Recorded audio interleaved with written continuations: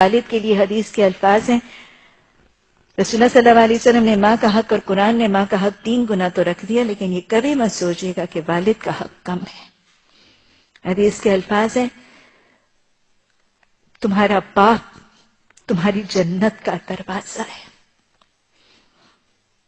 تمہارا باپ تمہاری جنت کا دروازہ ہے، تم چاہے اسے لے لو اور تم چاہے اسے چھوڑ دو۔ اور پھر حدیث کے الفاظ آتے ہیں، باپ کی رضا جنت کی رضا، گویا جس کا باپ راضی اس کا رب راضی، اور جس کا باپ ناراض اس کا رب ناراض۔ جنت کا راستہ بھی اور جنت کا دروازہ بھی باپ سے ہے، اور رب کی رضا اور رب کی ناراضگی بھی باپ کے ساتھ منسوب ہے۔ وہ واقعہ آتا ہے نا، اور اس میں بہت ایک لمبی سی نظم بھی ہے، شاعری بھی ہے۔ عربوں کے اندر شاعری کا رجحان بہت زیادہ تھا، اور ایک بہت خوبصورت سی اس میں شاعرانہ انداز میں بھی ایک شاعر نے اس واقعے کو لکھا ہے۔ واقعہ کچھ ایسے کہ اللہ کے رسول صلی اللہ علیہ وسلم کے پاس ایک بوڑھا باپ اپنی شکایت اور شکوہ لے کر آیا، اور اس کا جوان بیٹا بھی اس کے ساتھ تھا۔ باپ نے اپنے بیٹے کو دکھا کر رسول رحمت صلی اللہ علیہ وسلم سے اپنی حالت زار بیان کی۔ باپ نے کیا کہا؟ بہت ہی خوبصورت سے شاعرانہ الفاظ ہیں۔ I wish I could read it کہ آپ اس عربی کو سمجھ بھی سکیں۔ ترجمہ اتنا خوبصورت ہو ہی نہیں سکتا جتنے وہ شعر الفاظ خوبصورت ہیں۔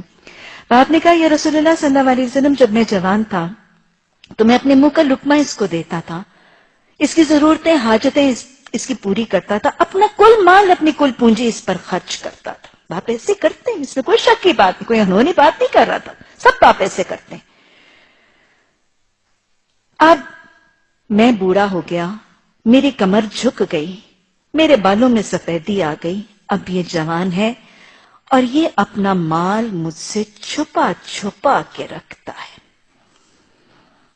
راوی کہتے ہیں کہ رسول اللہ صلی اللہ علیہ وسلم کو جو باپ نے اپنے بڑھاپے اور اپنی جوانی کے یہ واقعات کا اور اپنے بیٹے کا یہ شکوہ اس کے رویے کا کیا، رسول رحمت صلی اللہ علیہ وسلم کی آنکھوں سے آنسو جاری ہو گئے، اور کہتے ہیں کہ اتنا آپ صلی اللہ علیہ وسلم کی آنکھوں سے آنسو جاری ہو گئے کہ آپ کی داڑھی مبارک تر ہو گئی، اور آپ صلی اللہ علیہ وسلم نے پھر کچھ وقفے کے بعد اس بیٹے کے سینے پر آپ صلی اللہ علیہ وسلم نے ہاتھ مار کر کچھ فرمایا۔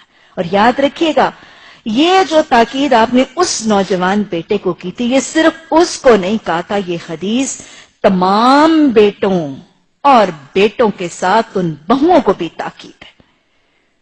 آپ صلی اللہ علیہ وسلم نے اس بیٹے کے سینے پر ہاتھ مار کے فرمایا تھا، سن، تو اور تیرا مال تیرے باپ کے ہیں۔